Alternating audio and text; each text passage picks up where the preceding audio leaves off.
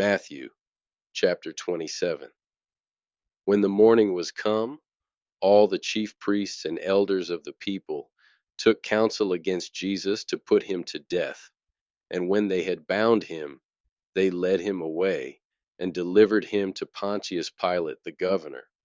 Then Judas, which had betrayed him, when he saw that he was condemned, repented himself, and brought again the 30 pieces of silver to the chief priests and elders, saying, I have sinned in that I have betrayed the innocent blood. And they said, What is that to us? See thou to that. And he cast down the pieces of silver in the temple, and departed, and went and hanged himself. And the chief priests took the silver pieces and said, It is not lawful for to put them into treasury, because it is the price of blood. And they took counsel, and bought with them the potter's field, to bury strangers in. Wherefore that field was called the field of blood unto this day. Then was fulfilled that which was spoken by Jeremy the prophet, saying, And they took the 30 pieces of silver, the price of him that was valued, whom they of the children of Israel did value, and gave them for the potter's field, as the Lord appointed me.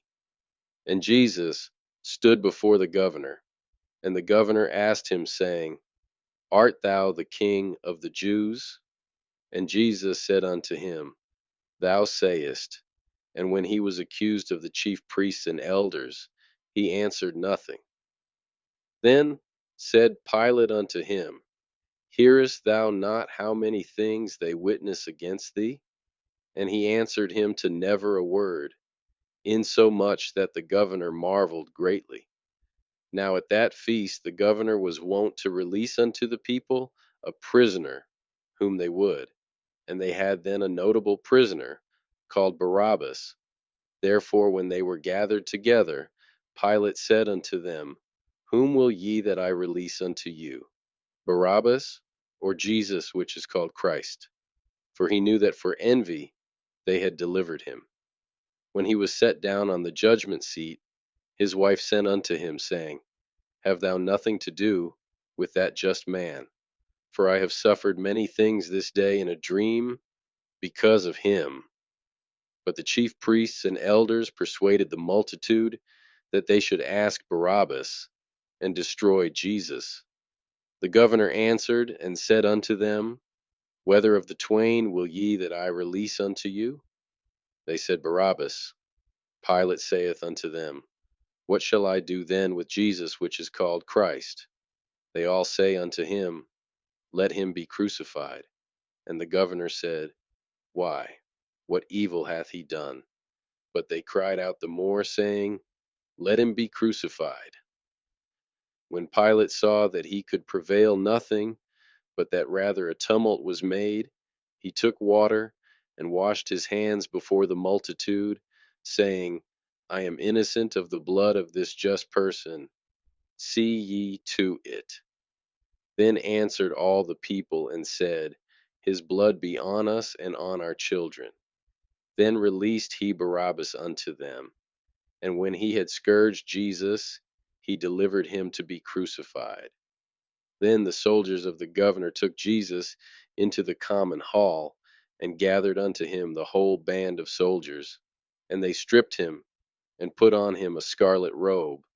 And when they had platted a crown of thorns, they put it upon his head, and a reed in his right hand.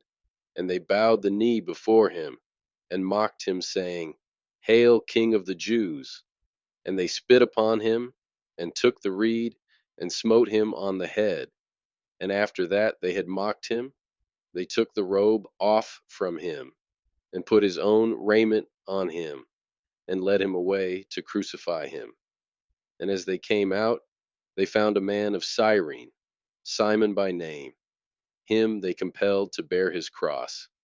And when they were come unto a place called Golgotha, that is to say, a place of a skull, they gave him vinegar to drink mingled with gall. And when he had tasted thereof, he would not drink. And they crucified him, and parted his garments, casting lots, that it might be fulfilled which was spoken by the prophet. They parted my garments among them, and upon my vesture did they cast lots. And sitting down, they watched him there, and set up over his head his accusation written, This is Jesus, the King of the Jews. Then were there two thieves crucified with him, one on the right hand, and another on the left. And they that passed by reviled him, wagging their heads, and saying, Thou that destroyest the temple and buildest it in 3 days, save thyself. If thou be the Son of God, come down from the cross.